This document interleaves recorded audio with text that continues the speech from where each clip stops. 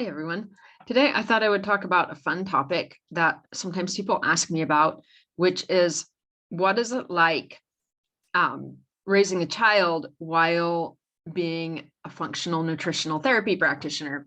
Sometimes people wonder things like, um, you know, does your child have a complicated relationship with food, or are you upset by how your child eats or their food preferences or things like that? So I'm going to be talking about my personal experience. And I have a child who is going to turn 11 in a little over a month. So I'm going to be talking about basically the first 10 and 3/4 year, of years of his life. So anyway, I have been a nutritional therapy practitioner for most of his life. He was my inspiration for changing careers. I was teaching Italian language, literature, and culture at UC Berkeley when I was home with him after he was born, and during the postpartum period, I actually picked back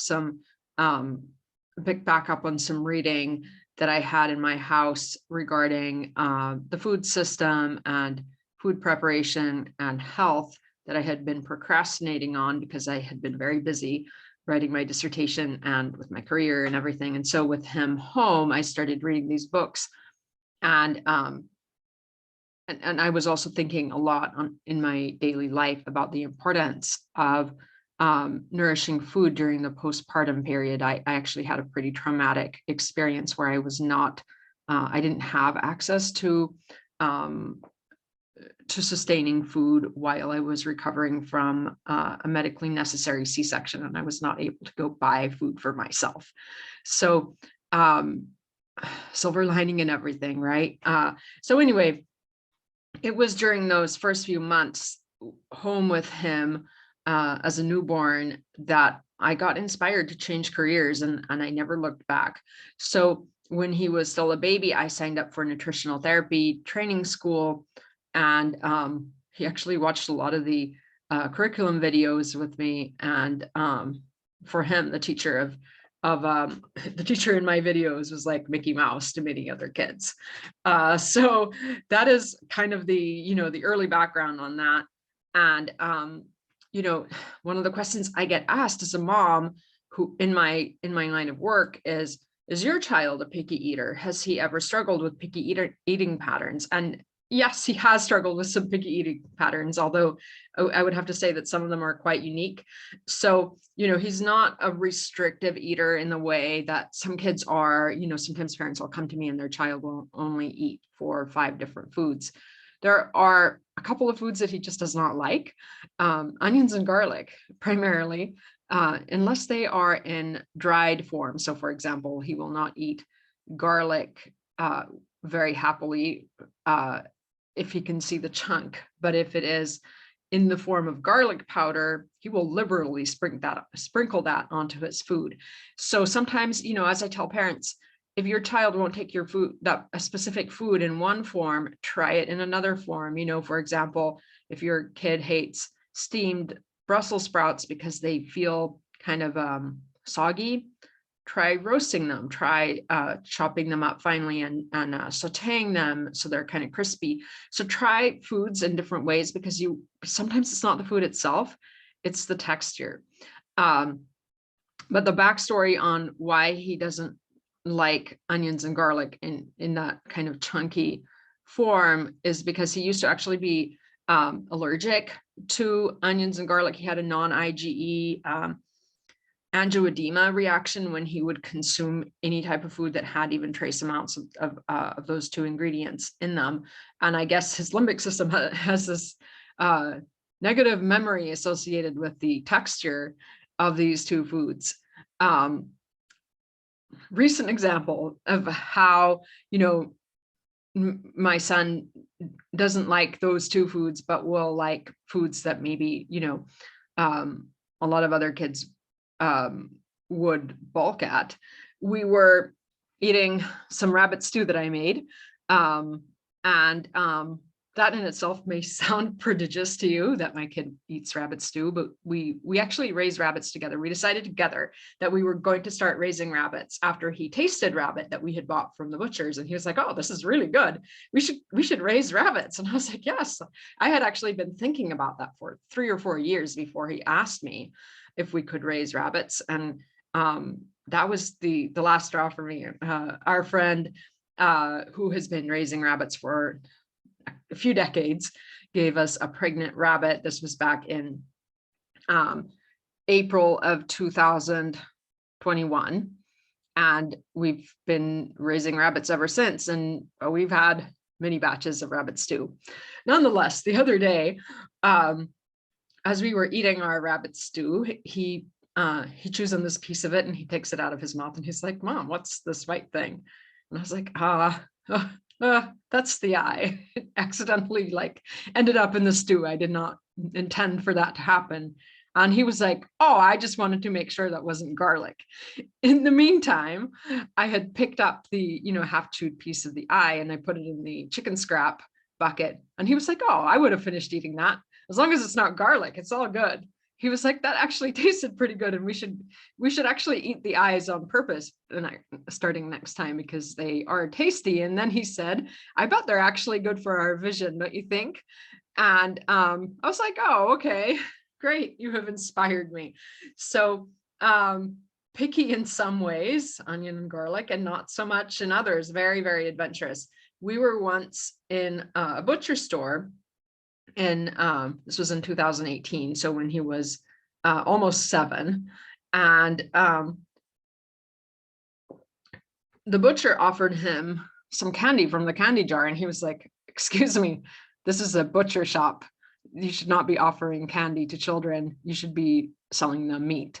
And he saw in the display, in the product items area, this brain, and he was like, I want that for dinner. And the butcher was like, oh, wow, okay.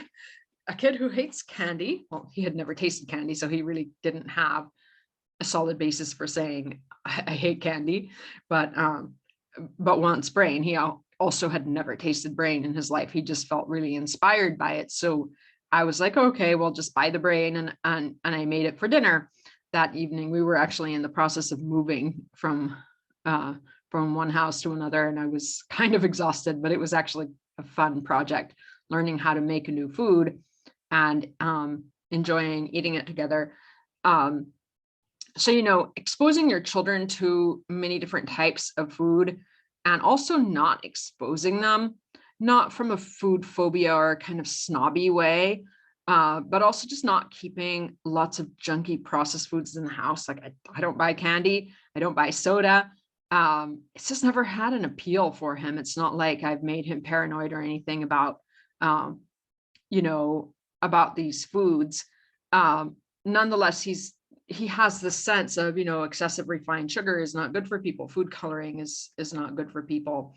He's never, to my knowledge, had, any soda or he has had certified gluten-free candy on a couple of occasions, starting when he was about 9.5 years old. He once went to a friend's house for Halloween and they had specifically bought gluten-free candy that was free of artificial colorings, and it was a why not kind of thing. But he's never asked for us to buy it for him or anything, or remarked on it in any way. It's just like, for someone else, maybe, just a food that's at someone's house that you tried that one time and you kind of forget. So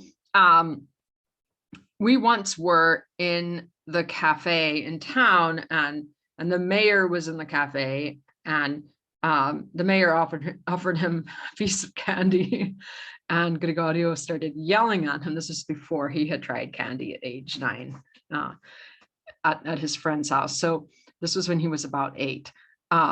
So the mayor offers him candy, and Gregorio starts yelling at him quite loudly, saying, do you have any idea how unhealthy that stuff is? And you shouldn't be offering kids unhealthy foods. You should be offering us trail mix or something like that if you want to, if you want to be generous.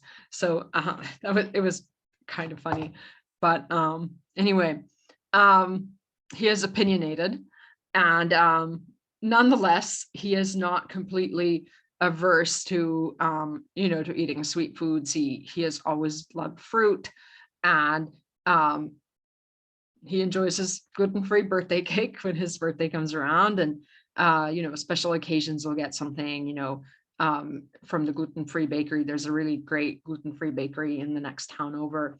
It's kind of fun, or an excellent artisanal gelato. There are some really great places, as you know, if you have traveled to Italy at any point in time, where you can get really good gelato, or we have a gelato maker, so we make our own.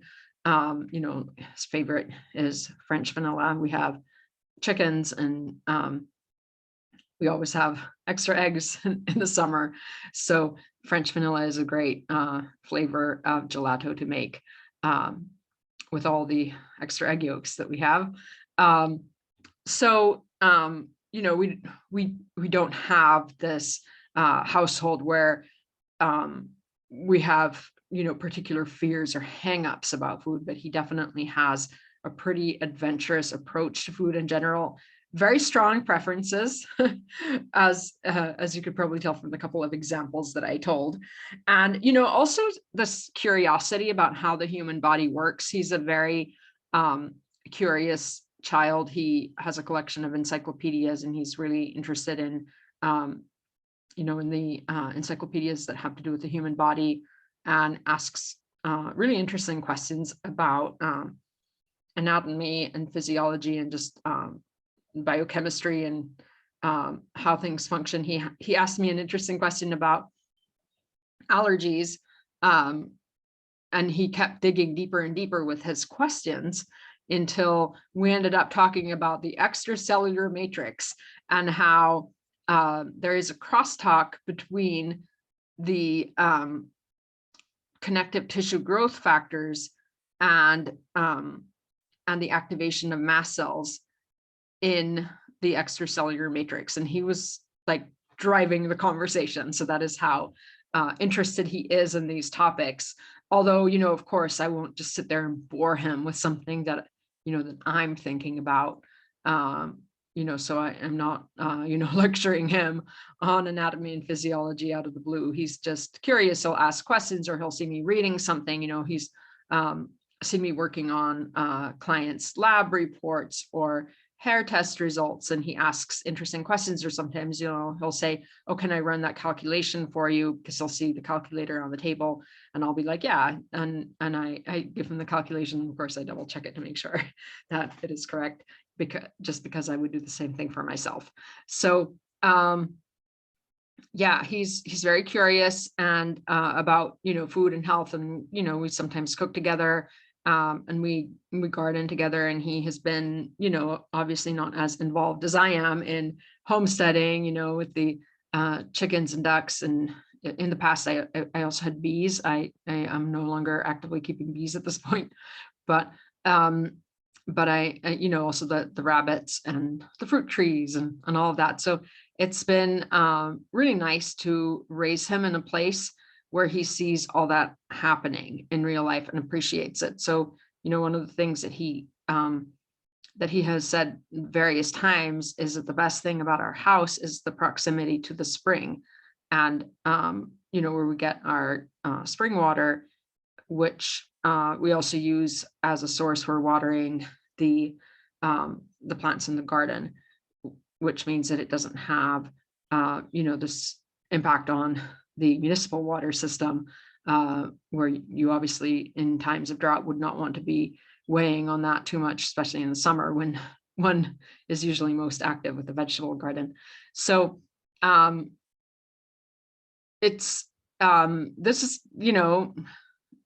these are just a few little anecdotes about being a mom and a nutritional therapy practitioner, and raising my child in a way that I consider to be both healthy and from a physical perspective, and also from an emotional perspective, in terms of being able to participate in social activities. Obviously, having a health condition where he is severely intolerant to gluten. He has a doctor's note that gets updated every year so that the school knows not to serve him anything with gluten in it. They've always been really careful. He knows how to read labels, and all our friends are very wonderful when we go over there in accommodating the gluten-free restriction. And but for the rest, just really enjoying a relaxed, healthy, both physically and emotionally healthy relationship with food that comes from a place of balance and empowerment versus restriction, fear, or just other kind of negative places. Although he definitely has had his moments where he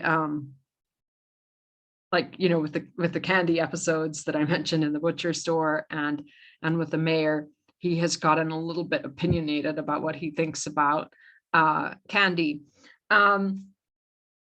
Aside from that, he does really appreciate the work that I do.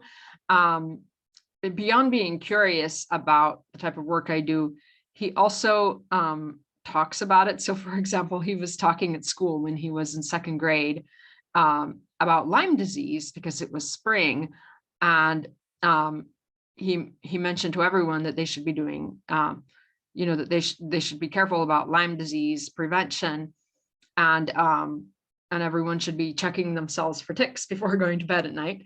And his teacher at the end of year parent teacher conference said, "What is this Lyme disease that your son is talking about? I've never heard of it before. Can you tell me more?" Last year, he was talking to the special education teacher about the mechanism of action of quercetin. and she was very interested and they ended up turning it into a collective research project using the interactive screen that they have in the classroom. So they did they experimented with some search terms to learn more about what quercetin was and how it worked. So it's fun. And he also sometimes thinks about what are the differences between having a parent who's a nutritional therapy practitioner versus, say, some other profession. And there was this time when he came home from school saying, "Oh, so-and-so in his class brought some really junky packaged snack that I'm sure it didn't have any trace of any vitamins or minerals and nothing nutritious." And he said, "But that's okay because his mom doesn't know any better. She's not an NTP." And I just thought that was very funny. So he is aware of growing up in a situation where nutrition and food sourcing are pretty central to our daily lives. As I have noted, we do grow and raise a lot of our own food. Additionally, a lot of what we buy is locally sourced. Our good friend, the one who gave us our starter rabbit, also, she used to have a cow until recently, and we would go over there every week and get fresh milk. Just observe the additional homesteading things that they were doing that we were not, and trade notes and stuff like that. So it's nice to live in an area where it's not just something theoretical that you study about in books, but you actually are practicing it on a daily basis. You're seeing the fruits on the tree, you're watching them grow, you're taking care of the trees throughout the year, depending on what there is to do. And then, picking and eating the fruit. So it's a very educational way of growing up. And again, for me, it is really important to avoid giving him hang-ups that he doesn't need to be carrying around that could be emotionally imbalancing. So of course, we all, as parents, as families, we all have our opinions and biases, and some of that is going to trickle down to our kids. Sometimes, kids will take some biases and make them bigger, like, with the candy examples that I gave. But by and large, I have to say he's a really fun kid, and he has a very healthy relationship with food, and he's able to have, an enjoyable relationship with other people because he knows what it is that he can't eat due to health restrictions. He knows how to read labels. He knows how to explain it in an articulate way. I'm never worried when he goes over to a friend's house for, for an afternoon or a meal, because I know that he can, of course, I take the responsibility of telling the parents before he goes over there for a snack or a meal that he is on a gluten-free diet for health reasons. And then I also mention that anything with the label, just show it to him and he'll be able to figure it out. So yeah, it's good. It's fun.